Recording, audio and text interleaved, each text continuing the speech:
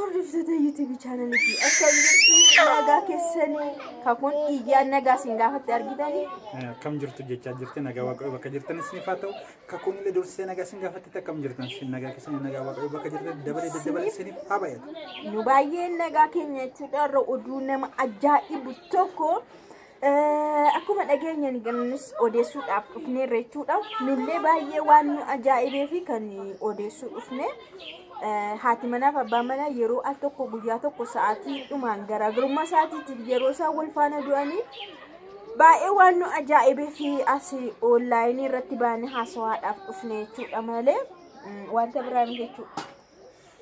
Waan nama dhibu keessa Fikir Iska Maqaabir kan jedhamu Addis Alamaayyootiin kan barraa'e kitaabni tokko jira jechuudha. Fikir Iska Maqaabir jechuun jaalala hanga boolla awwaalchaatti. Amma awwaalchaatti maqaabir awwaalchaatti jechuudha. Jaalalli hamma awwaalchaatti jaalalli dhugaan jechuudha. Kanaaf godina Shawaa Lixaa jedhamu jira. Godina Shawaa Lixaa aanaa Iluu Galaan jechuun biyya kooti. Magaalaa Iluu Galaanidha biyyi keenya jechuudha.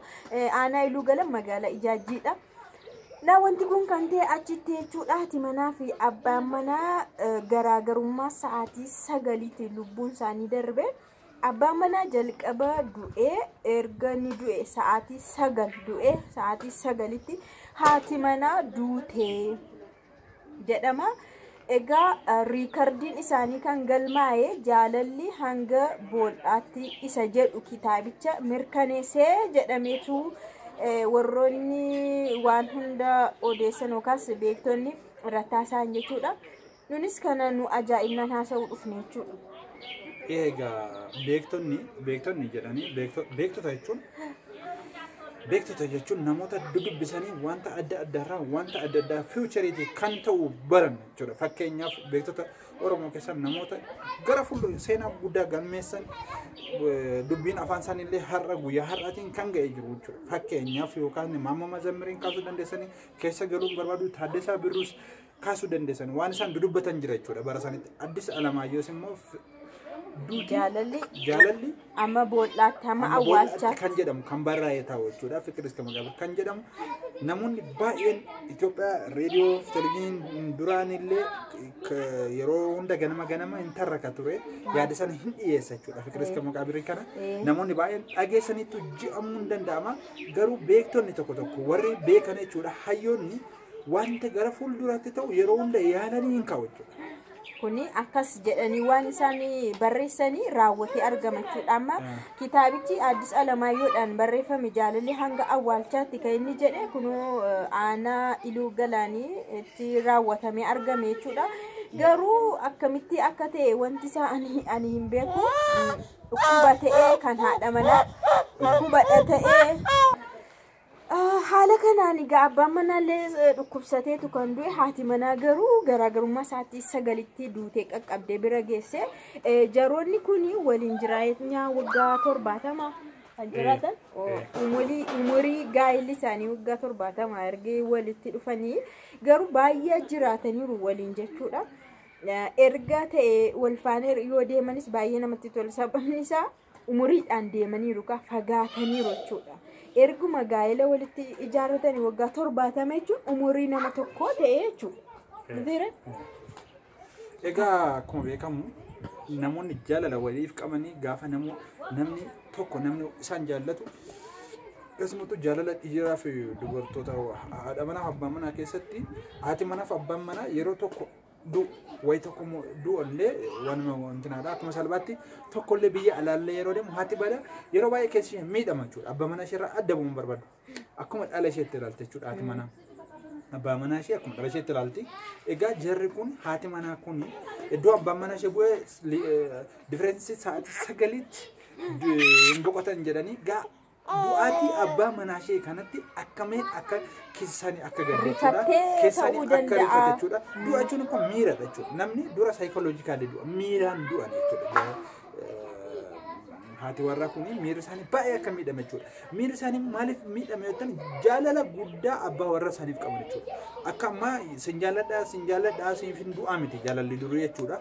Jaalalli durii ditteeliidha keessa seeneeti hundee qaba jechuudha. Hundee qaba. Hidda qaba jaalalli durii. Jaalalli ammaa yaa'u isa ganzaba isa meekaap irratti hundaa'e akka jaalala ammaa ta'an taane jaalalli durii keessattidha jechuudha. Hundeedha keessadha hidda qaba jechuudha jaalalli durii. Inna haati warraa kun akkam akka hiddi isaanii socho'e akkam akka hammam hundeen isaanii socho'e baraniiti yeroo abbaan manaa isaanii boqatu baranii isaanis irraa hafuu hin dandeenye wal faana du'aniitu biyyi ajaa'ibaa jedheetu reediyoon illee kallattii garaagaraanii televezyiiniin garaagaraa miidiyaan garaagaraa gabaase jechuudha. Kun egaa maal agarsiisa gadi fageenya isaanii jaalala waliin qaban waliin turanii agarsiisa jechuudha. Yaa garuu wanti isaanii itti hir'atu jira jedhee yaadu yoo wal faana deemanis humaa wal bira yoo hafanis wanti ganaa guddisan hin qaban waan ta'eef umurii baay'ee fagaatanii utuu ijoollummaadhaan ta'e ijoolleen isaan gidduu jirtu baay'ee miidhamtii yeroo tokkotti haadhaaf abbaa dhaban jedhame baay'ee gaddamuun jira. Isaan kun garuu ergiidhuma waa'ee dhalaa bira darbaniyyuu waggaa baay'eedha jechuudha. Ijoollee isaanii dahanii akkachi arganiiru fakkaata akka umurii isaanii irraa hubannutti jechuudha. Ani waan akka yaadu waa'ee ijoollee miti jaalalli amma dippi ta'e jechuudha. Jaalalli amma xilqati dippedha. Gadi fageenya hamma qabu jaalalli hammam akka nama miidhu. Nam tokko amma yeroo baay'ee jaallatee du'ee jaallatee huqqatee jaallatee maraatee jedhamee odeeffama. Ila wanta adda ta'e wanta namni jaalala wanta adda ta'e kun inni jaallate la amma du'attu jechuudha. Isaan amma ko jaallate miti jaalalli isaanii jireenya ta'eera jechuudha. Wajjin jiraachaa jiru. Amma namoonni yeroo baay'ee yeroo wal fuudhanii indoom jaalala walii irraanfataniiti gara jireenyaatti galu jechuudha. Jireenya waa'ee jiruu yaadu jechuudha. Jaarsi kuniif jaartiin kuni garuu umurii isaanii keessatti jireenya isaanii keessatti jaalala guddaa jaalala adda ta'e waliif qabu jechuudha. Jaalalli isaanii kun immoo hamma boolla tokkotti owwaalamuutti isaan geessisa. Jaalalli wanni akkasii kun baay'ee nama ajaa'ibsiisu nama adda kan ta'e adda isaan godhachuudha. Fakkeenyas isaan taasiseera jechuudha. Isaan amma seenaa irratti ni galmaa'u bara akkasii naannoo akkasii biyya akkasiitti waan akkasii ta'eera jedhame ituu waan akkasii lammata uumame illee isaantu dura kaafama yeroo akkasii bara akkasiis wanti kun ta'eera jedhama gaa. Sababii kanaaf amma gaa haati warraa isaanii manguddoon sun jechuudha jireenya koo du'ee jechuudhaan naasuudhaan du'uu danda'u jechuudha. Waanuma akkasii natti dhaga'ama jechuudha naan. Wanti inni keessaa ani balaa konkolaataa balaa adda addaatiin irraa kan adda haati manaaf abbaan manaa guyyaa tokko du'aniiru kan jedhamu yeroo jalqabaatiif hin dhaga'e jechuudha. Yeroo jalqabaatiif balaa adda addaatiin namoota balaan ijoollee faana iyyuu bakka tokkotti meeqa ta'anii dhumaa oolu maatii ta'anii jechuudha. Garuu inni kun karaa dhuma waaqarraa dhufe waan ta'eef egaa waa'ee nama dinqisiisaa nama ajaa'ibsiisa jechuudha baay'ee. Amma kun ijoollee baranaaf jechuudha. Nullee yaa'u barreen gaddee ta'an irra baranii miti. Wal fuunee waggaa geenyarra akka kunis jirti kan koof kan jaartii koo garuu jechuudha. Amma ni waan kanarratti waan inni dubbachuu barbaadu du'uma jara kanarrattiin olitti jaalalli maal akka ta'e xilqatii akka ta'e jaalalli gadi fageenya akka ta'e akka barame jaalalli qarshii har'aa mana har'aa konkolaataa har'aa meekaappii har'a diddibattee miskirii har'a uffattee gurdii isheen uffattee warra surrii isheen uffarratti hundaa kan hundaa'u miti. Wayi qabeenyaaf dhabeenya irratti kan hundaa'e miti jechuudha jaalalli. Jaalala jechuun jaalala dhugaa jechuun amma jaalalli namni tokko jaalalli ija hin qabu jaalalli ija qaba sirriitti maaliif hin qabu jaalalli jaamaa jedhu kun jaalalli hin dhaala akkasitti jaalalli ija qaba. Jaalalli jaamaan immoo gurrallee qaba. Nagaan nagaa jaalalli jaamaan immoo jaamaadha. Sirrii namni jaalalli jaamaadha dhufu isa jaamaadha hin beeku jaalala jechuudha. Warri jaalala hin beekne jaalalli jaamaadha. Garuu jaalalli immoo tokko irratti miti. Namoonni karaa tokko jaalalatti milkaa'uu dhabuus danda'u jechuudha. Chaalenjiin jira yeroo hunda karaa tokko qofa ilaaluun nurra hin jiru jechuudha. Jaalala karaa tokko wajjin yoo si milkaa'uu dhabe tokko wajjin immoo hin milkaa'a jechuudha jaalala keessatti. Dirqama kanatu ta'utu irra jira jennee jaalala warra kaanii jaalala akka hin taanetti jaalalli akka jaamaa ta'etti akka lubbuu hin qabnetti akka hin hubannetti akka hin ilaalletti murteessuun hin danda'amu sirrii miteenna egaa viidiyoo keenya har'a haala kanaan kan nuni irratti haasofne jechuudha. Wanta nama ajaa'ibuudha jechuudha. Umurii akkasii qabaachuunis waan tokko eebbifamuudha.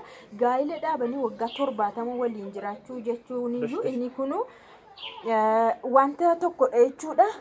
Innaa dhuma isaarrattis immoo guyyaa tokko waliin du'uu jechuun immoo innis waan biraa eebbaa kan biraati isiniin jedha. Hordoftoota YouTube channelii keenya kan fakkaata aswaan keenya guyyaa har'aa jechuudha. Aswaan keenya guyyaa har'aa kana fakkaata ijoolleen jibba hin beekne jaalala malee jaalala keessan bakka jirtan cimsadhaa jaalala keessan reeleeshinii qabdan walitti dhufeenya qabdan cimsadhaa jaalalli qormaata adda addaa qaba qorumsa adda addaa sana darbuun egaa dirqama keessanii jaalala keessan bakka jirtanitti walitti iqqif godhadhaatti wal cimsadhaa jennaan. Kana fakkaata viidiyoo keenya nu daawwadhaa like nu godhaa. Viidiyoo keenya jaalalaan goolamneerra sin jaallanna nagayaan bula.